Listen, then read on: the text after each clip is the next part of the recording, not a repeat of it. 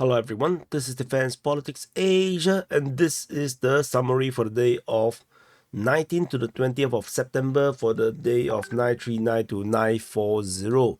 And the Frontline Changes report has been published on the main channel, and before that there is a conclusion as well where I talk about the strategic situation as per the 19th of September. So anyway, do check them out if you want to catch up with certain things. But this is the SITREP. I'm really going to jump to the Kursk front, the Kursk front, and cover the latest situation over there. So we go from the Glushkovo sector, and then we go all the way from the western flank to the southern flank. So we're going to at the Krushkovo sector, there is a geolocation. So the video is actually not exactly new, but the geolocation only just came out on the eastern part of Vasiloy. The Ukrainian forces actually made some advance. The Ukrainian forces continue to try to attack Vasiloy, POKROVSK, and Novi Put over the past 2 days, and they are also still trying to break through at Medvedze. However, it's not very successful. They are not exactly breaking through. Even this geolocation, this is actually pretty old. The footage actually supposedly was 15th of September, and they seemingly that they are still being reported to be fighting at Vasiloy, according to Ryba, the pro-Russian source. And the Russian Defense Ministry is even less, gifting. They only mentioned Obukovka, and then the latest was Novi Put, which means that they're not even at Vasiloy, according to the Russian Defense Ministry's reporting. And the Russians are kind of counter-attacking or laying fire on Novi Put, where the Ukrainians have control over. Russian sources claim that Volfino, as well as Krasno-Oktябrsky, which is where the Ukrainians previously attacked, this is no longer happening, by the way, is under Russian control. This is based on sources on the ground, according to Ryba. So take it with a pinch of salt, because they have been proven to have bad information coming from their sources on the ground as well. So this is the current situation over in the Glushkovo sector of the Kursk front, where the Ukrainians are launching their counter offensive.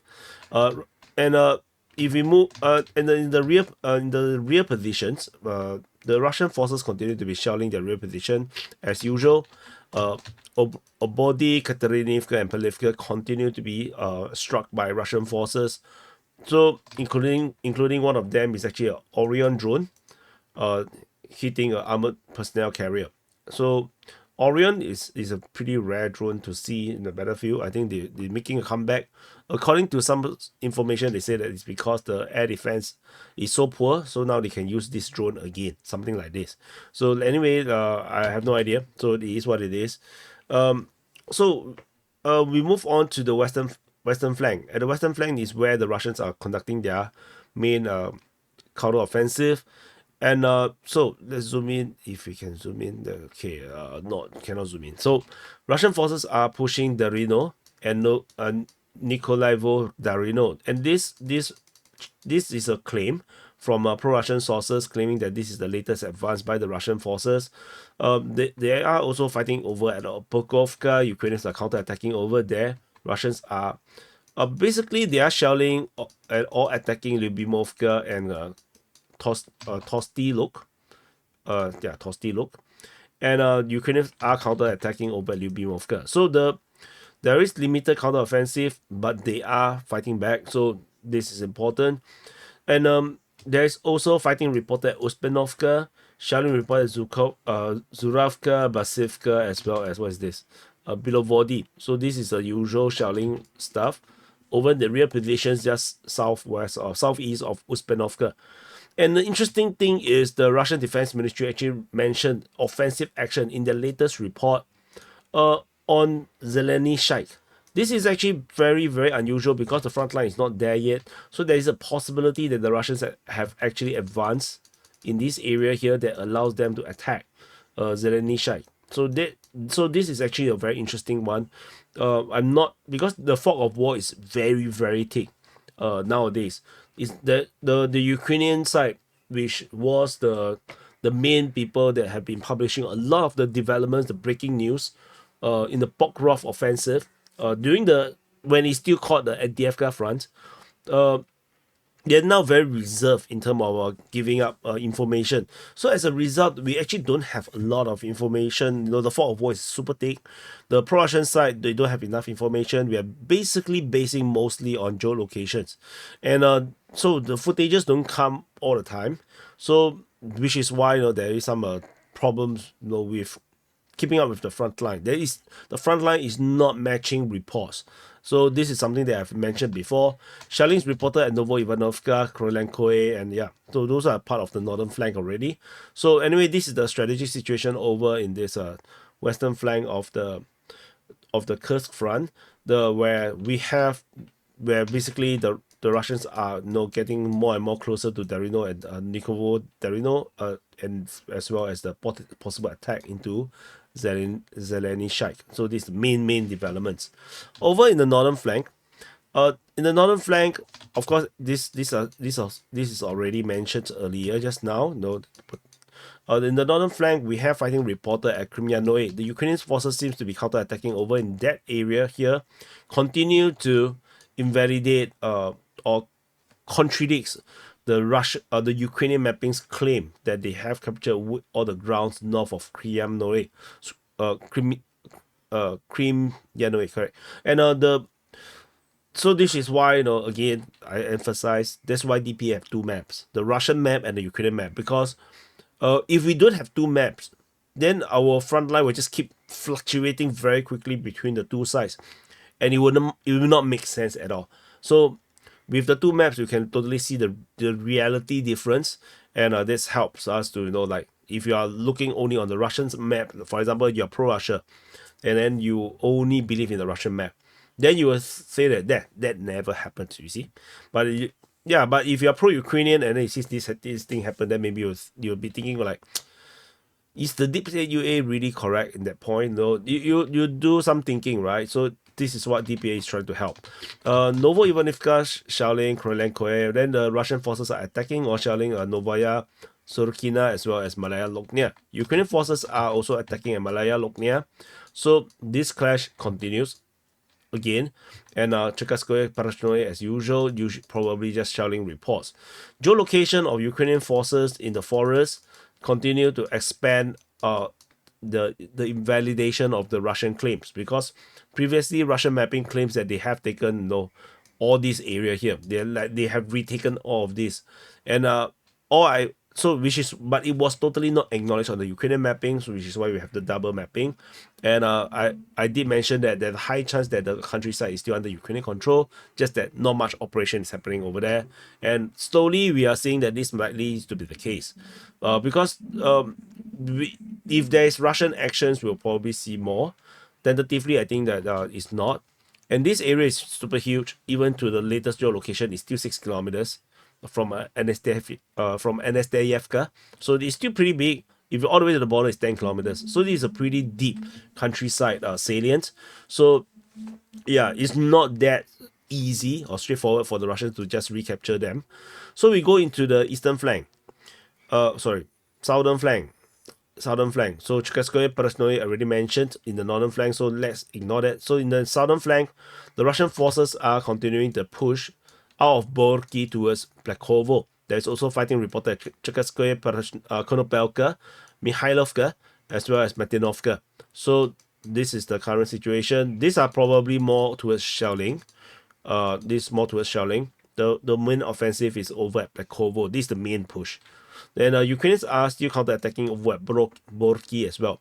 And the Russians are super busy over in the southern flank in terms of shelling. They shelled a lot of places. Kubalkin, Kazacha, Loknia. I think what's the other one? Bodanovka. So Bodanovka, and then they also shelled Mirny, Komalkov, Makhnovka, Kurilovka, Guevo, as well as Mervoy. So and this Basivka, which is in the rear position. So geolocation of Russian airstrike at Blakovo, actually on the easternmost part of Blakovo, was actually mentioned, geolocated as well. So the situation is that the Russians are softening up the Ukrainian forces in the southern part, particularly over around the Sudja city. So this is Sudja, And so you can see that the situation around is all getting shelled. The Ukrainians have a lot of forces trying to defend, their conquest. And yeah, but no, sitting ducks is a problem. I mean, it's modern warfare ultimately. So let's see how this develop, whether Ukrainians can do uh much more than this. So it is what it is.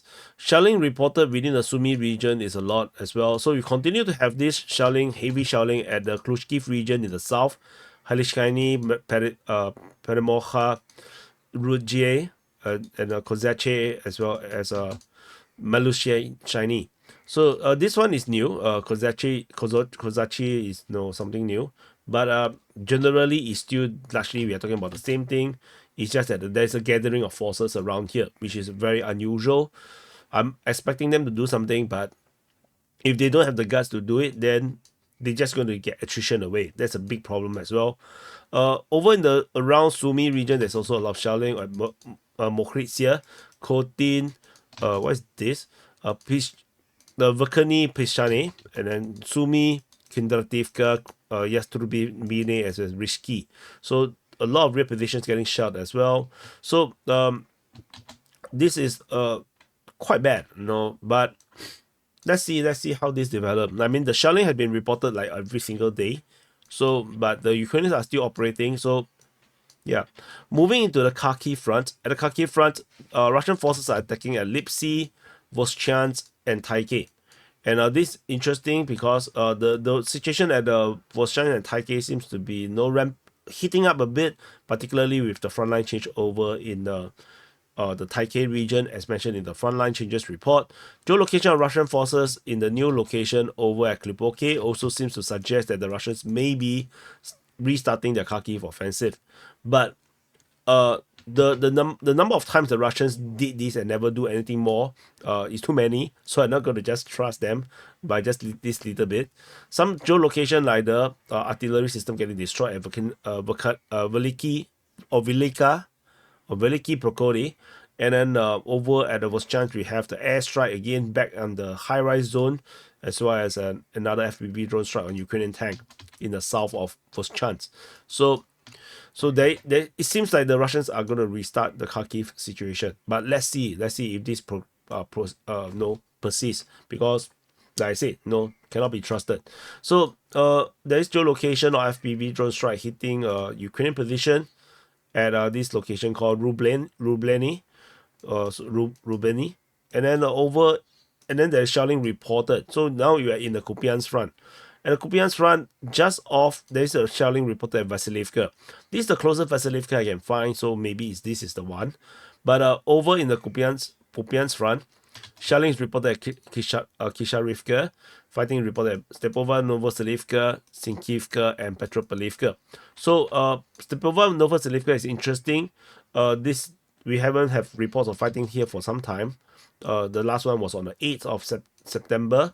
And there is frontline changes on the western part of Khyslivka, which is weird because the fighting is reported as Stepova Novoselivka, but the frontline change is actually over at Khyslivka, where the Russians have created a western buffer for the village. So that is, what it is.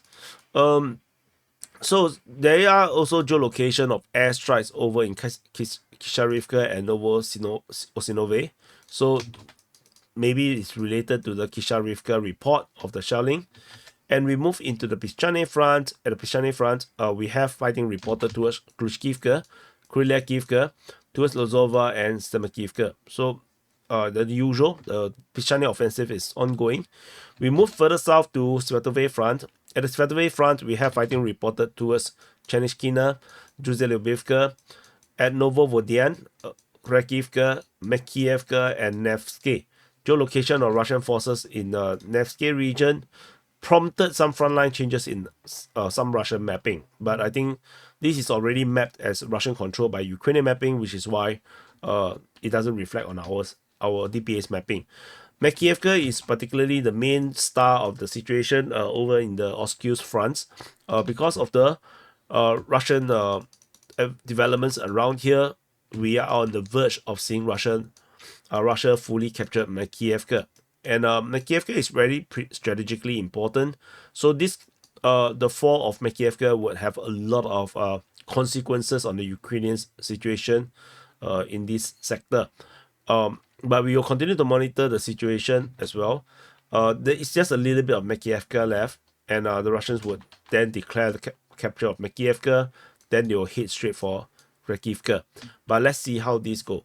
So moving further south, over at the Crimea front, we have fighting reported over at Novosadove, Terny. Somehow there's fighting reported at Zarishny, at Torske, and there's shelling reported at Liman. So that's about it from this Crimea front. This front is very static, so don't expect much from this area.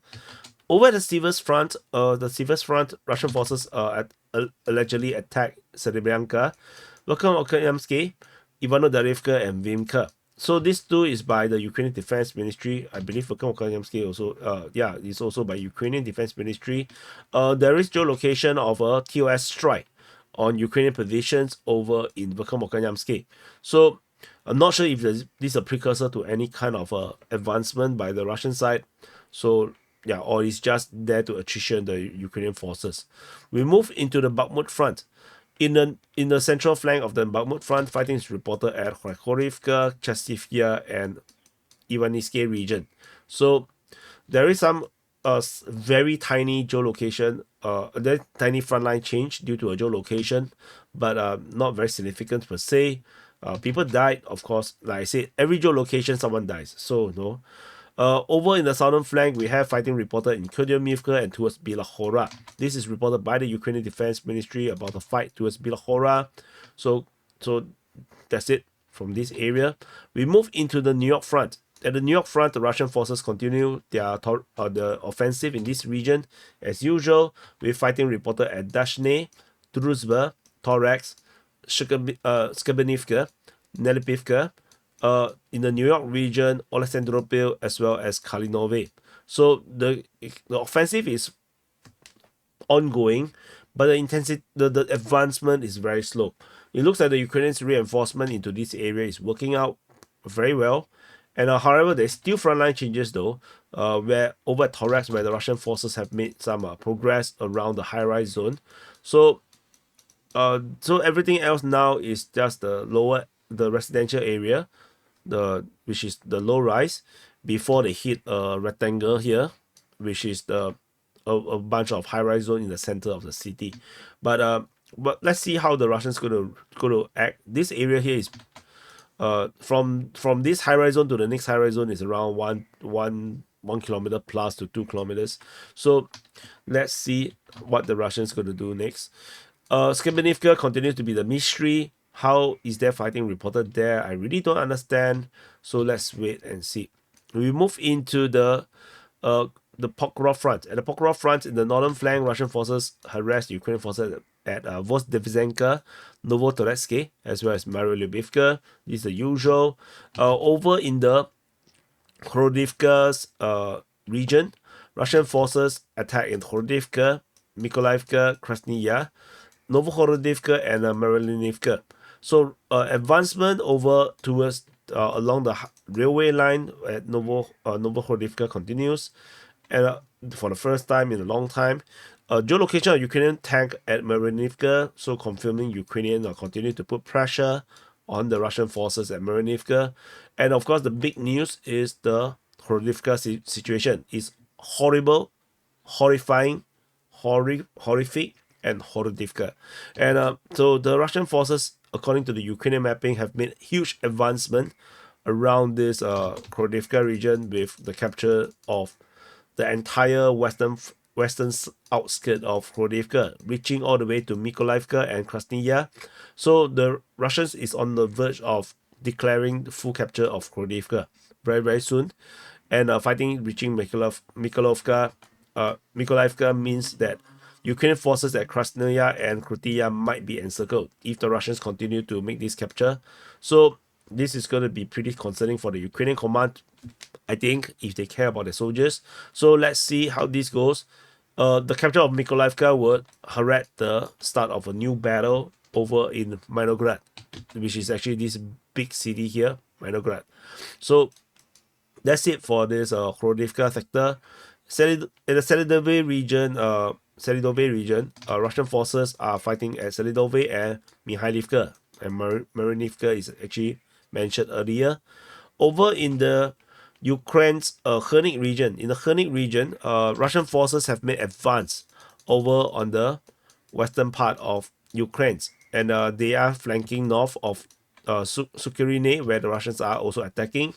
Fighting is reported at Zelane Pershe continues to be mentioned to be dead, and there is massive frontline change over in the south of Kharkivka, where the Nevelsky salient is slowly collapsing, very slowly, way slower than I thought it would be. So, which means the Ukrainians are really defending. They are not willing to let me say I told you so.